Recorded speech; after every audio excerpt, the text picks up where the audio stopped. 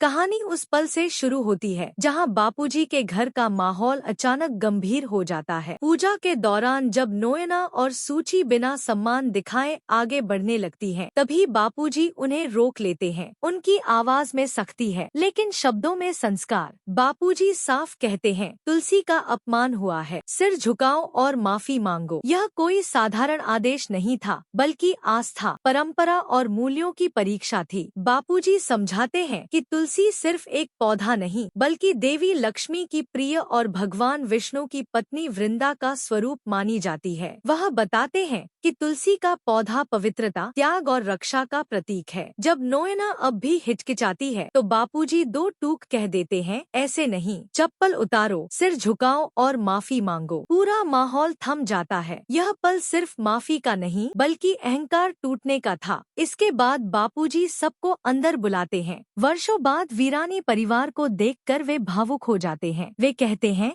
कि आज भी इन आंखों में वही प्यार है जिसके बारे में कभी अम्बा और गोवर्धन बताया करते थे। बापूजी याद करते हैं कि कैसे गोवर्धन वीरानी ने उनसे कहा था, अगर कभी तुलसी को किसी चीज की जरूरत पड़े तो दोस्ती का फर्ज निभाना। तुलसी खामोश रहती है, लेकिन उसकी आंखें बहुत कुछ कह जाती हैं। बापूजी तुलसी से कहते हैं कि इतने सालों में उसका फोन नहीं आया, लेकिन अब उसे याद रखना चाहिए कि वह अकेली नहीं है। यह सुनकर गायत्री और शोभा को भी राहत महसूस होती है। वहीं नोएना अंदर ही अंदर बेचैन हो जाती है, क्योंकि उसे लगने लगता है कि हालात उसके हाथ से फिसल रहे हैं। घर के कमरों की व्यवस्था होती है। गौरव सबको कमरे दिखाता है और साफ करता है कि एक कमरा मिहिर और तुलसी के लिए है।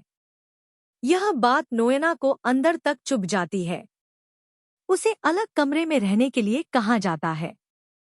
मजाक के अंदाज में बात कही जाती है, लेकिन संदेश साफ होता है, यह घर परंपरा से चलता है, जिद से नहीं। कमरे में तुलसी और मिहिर आमने सामने होते हैं। माहौल भारी है। मिहिर स्वीकार करता है कि इन 6 सालों में वह भी अकेला रहा है। तुलसी शांत स्वर में कहती है कि कुछ रिश्ते निभाए जाते हैं, कुछ ढोए जाते हैं। यह संवाद दोनों के बीच की दूरी और दर्द को साफ दिखा देता है। इधर सगाई की तैयारियां शुरू होती हैं। तुलसी चाहती है कि बहू को वही ओढ़नी पहनाई जाए जो उसने खुद बनाई है।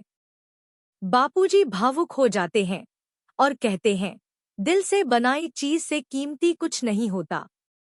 यह सुनकर सभी को एहसास होता है कि तुलसी आज भी अपने हर फर्ज से पीछे नहीं हटी है। इसी दौरान घर के दूसरे हिस्से में तनाव बढ़ता है। ऋतिक और मिताली के बीच फिर तकरार होती है।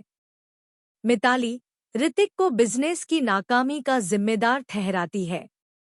देव को सिगरेट पीने की इजाजत देने पर भी सवाल उठते हैं। यह सब तुलसी और गायत्री सुन लेती हैं। तुलसी बिना कुछ कहे हालात समझ जाती है। तुलसी ऋतिक को गायत्री के साथ भेजती है और खुद नोएना से बात करने चली जाती है। नोएना तुलसी को धन्यवाद देती है कि वह आई, वरना सब कुछ संभालना मुश्किल हो जाता। तुलसी शांत लेकिन तीखे शब्दों में कहती है कि कुछ लोगों की सोच में ही खोट होता है। नोएना साफ कर देती है कि तुलसी को मिहिर की जिंदगी में लौटने की उम्मीद नहीं रखनी चाहिए। तुलसी जवाब देती है कि वह दोस्त और दुश्मन के बीच मर्यादा रखती है और यही उसे अलग बनाता है। गाड़ी में बैठने का दृश्य भी तनाव से भरा होता है। बापूजी के आदेश के अनुसार तुलसी मिहिर के साथ बैठती है।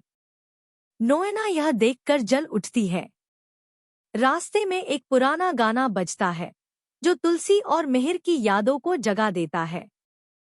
शोभा बताती है कि यह गाना कभी परिवार के लिए खास था। नोएना झुंझलाकर गाना बंद कर देती है। दूसरी तरफ वैष्णवी, वृंदा, माधवी और अक्षत के बीच बातचीत चल रही होती है। अंगद उन्हें काम पर ध्यान देने को कहता है, लेकिन प्यार और बीते रिश्तों की बातें फिर भी हवा में तैरती रहती हैं। तुलसी फोन पर अपडेट लेती है और संतोष महसूस करती है कि जिम्मेदारियां सही हाथों में हैं। जब वीरानी परिवार आखिरकार बापूजी के शाही घर पहुंचता है, तो हर कोई हैरान रह जाता है। पूजा के दौरान तुलसी मंत्रों का जाप करती है। पूरा घर श्रद्धा से भर जाता है। लेकिन नोएना और सूची पूजा छोड़कर जाने लगती हैं। यहीं बापूजी उन्हें रोकते हैं और वही ऐतिहासिक पल आता है, तुलसी से माफी मांगने का आदेश। एपिसोड यहीं खत्म होता है, लेकिन सवाल वहीं खड़ा रह जाता है। क्या यह माफी सिर्फ शब्दों की होगी या अहंकार भी झुकेगा? क्या तुलसी का सम्मान एक बार फिर पूरे परिवार की दिशा बदल देगा? और क्या नोएना वाकई अपनी हार स्वीकार कर पाएगी? आने वाला एपिसोड इन सभी सवालों के जवाब देगा और शायद कुछ ऐसे राज भी खोलेगा जो अब तक छिपे हुए थे।